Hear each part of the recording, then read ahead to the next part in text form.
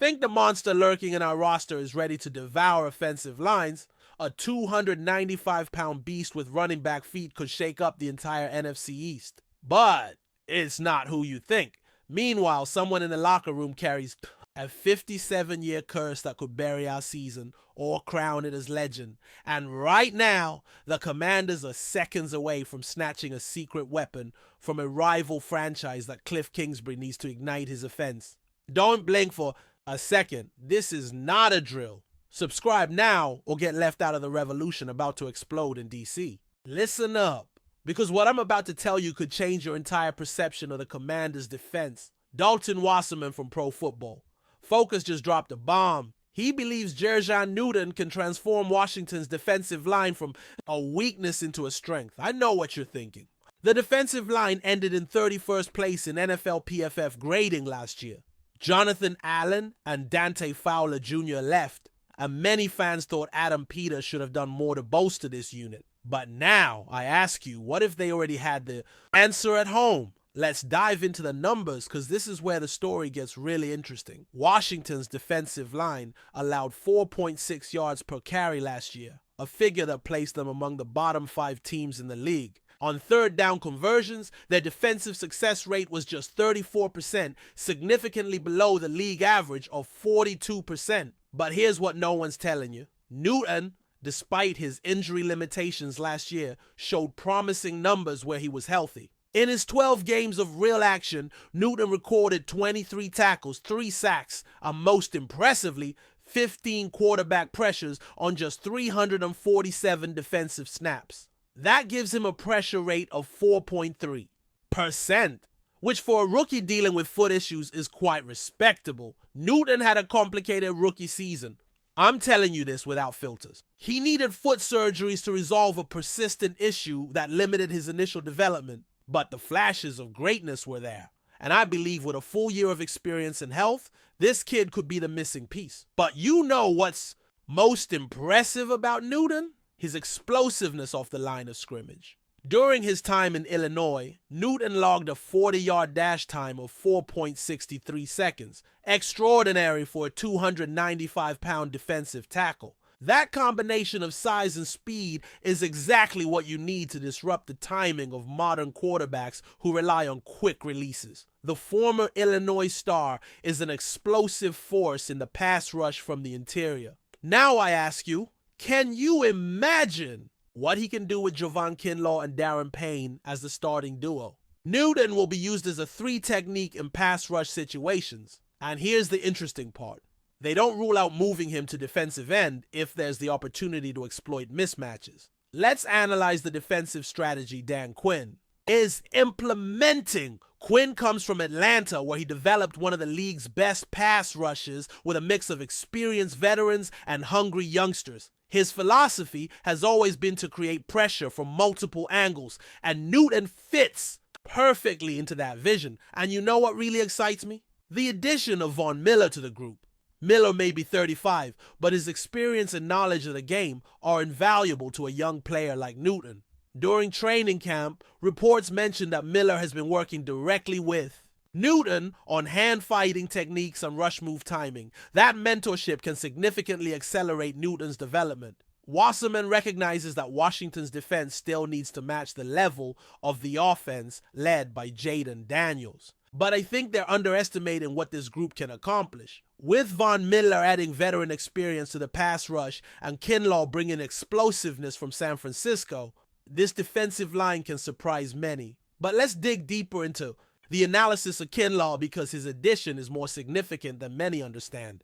In his productive years with San Francisco, Kinlaw showed the ability to generate consistent interior pressure. His problem was always injuries, but when healthy, he was a disruptive force. In 2022, before getting injured, Kinlaw was posting a pressure rate of 7.8%, which would have placed him among the top 10 defensive tackles in the league if he had maintained that production. The combination of Kinlaw as the veteran disruptor, Payne as the run-stopping anchor, and Newton as the explosive pass rush piece creates an interesting dynamic. Dan Quinn can use different packages depending on the situation. On first and second downs, Payne and Kinlaw provide run-stopping solidity, while on third down, Newton can come in as the pass rush specialist. But you know what's the real genius of this setup? Newton's versatility. During his time in Illinois, he played multiple positions along the defensive line. That flexibility allows Quinn to be creative with his pressure schemes. Newton can line up as a 3 technique, slide outside as a defensive end in specific situations, or even be utilized in creative blitzes from various angles. The Commanders had great admiration for Newton when they drafted him. The organization invested a second-round pick in him, which indicates that they saw something special. And I believe that something special is about to fully manifest in his second season. Now I tell you this, it's time for him to return that confidence. If he can dominate run plays in addition to his proven ability to pressure the quarterback, we'll be witnessing the birth of a new star in Washington. Consistency is key. Newton showed explosiveness and talent in bursts last year, but to truly transform this defense, he needs to be that constant disruptor, forcing opposing offensive coordinators to specifically adjust their game plans to neutralize him. And you know what gives me more confidence? The training camp reports this year. Multiple journalists have noted that Newton looks stronger, faster, and more comfortable in the defensive system. His chemistry with the other members of the defensive line has noticeably improved, and his understanding of Quinn's defensive concepts seems to have made a significant leap. Prepare yourselves, because what I'm about to tell you will give you goosebumps. Jayden Daniels is about to do something that hasn't been seen in Washington in 57 years. And I'm telling you that if he achieves it, he will become an instant legend of the Commanders. Do you know when was the last time a Washington quarterback threw for more than 30 touchdowns in a season? It was 1967 when Sonny Jurgensen connected for 31. 57 years, fans. Let me repeat that. 57 years without a quarterback reaching that mark. But let's put this in historical perspective, because the numbers are absolutely mind-blowing. Since 1967, Washington has had 42 different quarterbacks. As starters, 42, and none, absolutely none, have been able to throw for more than 30 touchdowns in a single season. This includes names like Mark Rypien, who won a Super Bowl but never passed 28 passing touchdowns, or Kirk Cousins, who in his best season, 2016, threw for 25. Daniels had 31 total touchdowns last year, but only 25 were through the air. Now I ask you, what do you think he can do with the new weapons at his disposal? Terry McLaurin and Zach Ertz were practically his only real options last year, and between them, they contributed 20 of Daniels' 25 passing touchdowns. Let's analyze Daniels' progression throughout his rookie season, because the numbers tell a fascinating story. In his first 4 games, Daniels threw for only 6 touchdowns. But once he settled into Kingsbury's system, his production skyrocketed. In the last 13 weeks of the regular season, Daniels averaged 1.46 passing touchdowns per game, a rate that projected over 17 games would have given him approximately 25 touchdowns. Exactly what he ended up registering. But what's most impressive, his efficiency in the red zone. Daniels had a 64% touchdown conversion rate when Washington reached within 20 yards of the opponent's end zone. That put him 8th among all quarterbacks. In the league, an extraordinary figure for a rookie, but now everything's changed. Deebo Samuel arrived on a trial contract and is more motivated than ever. I think this connection they developed during training camp is going to be special all season. Samuel became an instant target for Daniels when McLaurin was out, and that chemistry was no coincidence. Let's analyze what Samuel can bring specifically. In his best years with San Francisco, Samuel averaged 8.2 receiving touchdowns per season. But most importantly is his versatility. He can be used in jet sweeps, end arounds, and screens that can turn into additional rushing touchdowns. This flexibility gives Kingsbury more creative options in the red zone. The offensive line also receives significant upgrades. Adding a left tackle like Laramie Tunsil is something that doesn't happen every day, and the Commanders couldn't pass up that opportunity. During his time in Miami, Tunsil allowed just 3 sacks over 16 games in 2023, a figure that placed him among the top 5 left tackles in the league for pass protection. They also drafted Josh Connery Jr. as the future right tackle.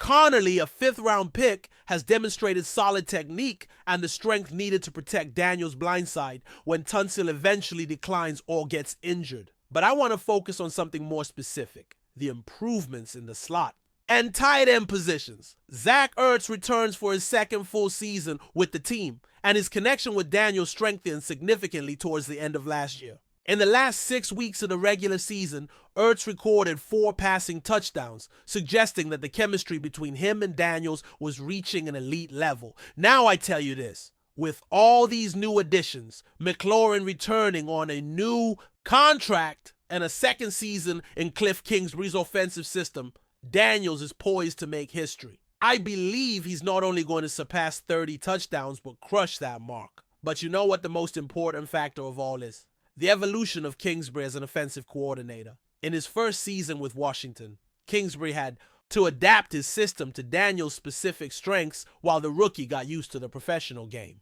Now, with a full year of experience working together, Kingsbury can implement more complex and specific concepts that maximize Daniels' unique talent. During training camp, multiple reports mentioned the offense looks more fluid, more diverse, and more explosive. Routes are more precise. The timing between Daniels and his receivers is more natural, and the creativity in play design has reached another level. And you know what excites me most? The confidence Daniels is showing in the pocket. During his rookie year, there were times he looked rushed or uncertain, but with the improvement in the offensive line and his greater understanding of the system, Daniels is holding the ball longer, allowing routes to fully develop. This is crucial to reaching those 30-plus touchdowns because many of the touchdown opportunities Daniels missed last year resulted from rush deliveries or conservative decisions. With more time and confidence, those same situations can turn into touchdowns instead of field goals or incompletions. Let's analyze the divisional matchups because here's where Daniels can really inflate his numbers. The NFC East has some vulnerable defenses, especially against the pass. The Giants ended up allowing 28 passing touchdowns at home last year, while the Cowboys, despite their talent, showed significant inconsistencies against mobile quarterbacks. Can you imagine what this would mean for the franchise? A 23-year-old quarterback breaking a drought that's lasted more than 5 decades. I'm telling you, we're witnessing something special. And if Daniels achieves this feat, his name will be forever etched in Washington's history. But this isn't just about individual numbers. If Daniels can throw for 30-plus touchdowns, it means Washington's offense will have reached a productivity level that can take them deep in the playoffs. Super Bowl winning teams typically have quarterbacks who throw for at least 28 to 30 touchdowns, and Daniels is positioned to reach or surpass that mark. The bomb just exploded in the world of the Commanders. And I have to tell you something. This could completely change the offensive landscape of Washington. The New England Patriots released Kendrick Bourne after nobody wanted to trade for him. And now our team is front and center to secure his services. But do you know what's most interesting about all this? That Adam Peters knows this player perfectly. I'm telling you this. Peters was part of the San Francisco staff that discovered Bourne as an undrafted free agent. This isn't a random move. It's a calculated play by a general manager who knows exactly what he's doing. Let's analyze Bourne's numbers because this is where it gets really interesting. In his 8-year career, he's amassed 292 receptions for 3,714 yards and 22 touchdowns. But I want you to focus on something more specific. In his best years with San Francisco, 2019 to 2021, Bourne averaged 49 receptions and 667 yards per season. And you know what's most impressive? His successful reception percentage in third conversion situations, 68%. A figure that places him among the top 15 wide receivers in the league in that crucial statistic. Now I ask you, doesn't it seem suspicious that right after the 49ers also asked Beverly Niners couldn't reach a deal with Bourne, he immediately took a direct flight to Washington.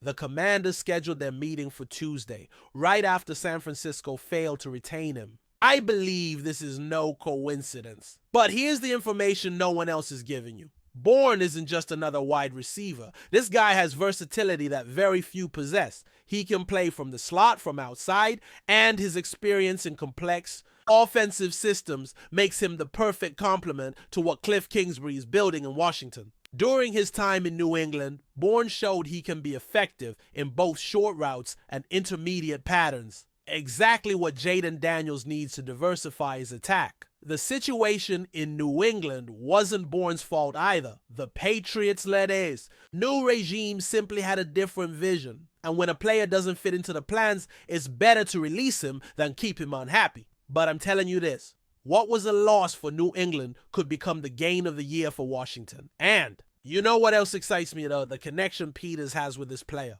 When a general manager personally knows a player's work qualities, mindset, and adaptability, the chances of success multiply exponentially. Peters witnessed firsthand how Bourne developed from being an undrafted free agent to becoming a reliable piece in an elite offense. Now, let's analyze the competitive situation. The 49ers scheduled the first meeting for Monday, but Bourne walked out without signing. Why? I think there are several reasons. First, San Francisco has a tight salary cap after the contract extensions they've given. Second, with Brandon Ayuk still navigating his contractual situation, there's uncertainty about the future of the Niners receiving corps. But Washington can offer something San Francisco cannot. The chance to be part of something that's growing instead of something that's already peaked. The Commanders are in construction mode with a young, talented quarterback, an innovative coaching staff, and a direction clearly committed to providing all the resources needed to win. Tuesday's meeting is crucial, and I'm telling you that Peters cannot let Bourne leave without a deal. Why? Because look at Washington's current wide receiver roster. Terry McLaurin is the undisputed WR1, but after him and Deebo Samuel, depth becomes questionable. Jahan Dotson has shown flashes, but he needs more consistency. Rookies and young players have potential, but in the playoffs, you need veterans who know how to handle the pressure. Bourne could be exactly that piece. His playoff experience with San Francisco, his knowledge of complex offensive systems, and his ability to make tough catches at crucial moments make him the perfect complement to this Washington attack. And you know what tells me this is going to work?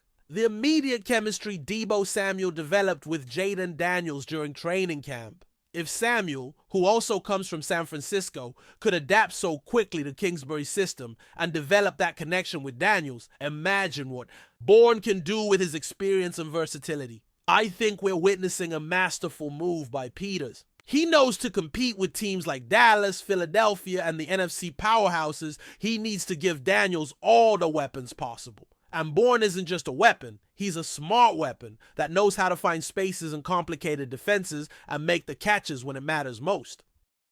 Commanders fans, after everything we've just analyzed, I have this crucial questions for you. Do you think Kendrick Bourne will sign with Washington and become the missing piece for the offense? Can Jer'Zhan Newton truly transform that defensive line into a dominant force? And are you ready to see Jayden Daniels make history by breaking a 57-year drought? I believe we're at the perfect moment in the history of this franchise. Everything is aligning for something special. We have a generational quarterback in Daniels, a general manager who knows exactly what he's doing in Peters, and a coaching staff maximizing the available talent. The window is open right now, and these three stories are the evidence that the organization is doing everything right to capitalize on it. The potential addition of Bourne would give Daniels the versatile weapon he needs to diversify the attack. Newton's development could transform the defense from a weakness into a strength, and Daniels' inevitable breaking of the 57-year drought will be the moment defining his legacy. If you want to stay updated with every move, every analysis, and every prediction about our team, you need to be part of this community. Subscribe right now because together we're going to live every moment of this historic season that's approaching. Leave your comments on which of these three stories excites you the most and share this video with every Commanders fan you know. This family is growing every day and you are a fundamental part of that. And remember, hail to the Commanders.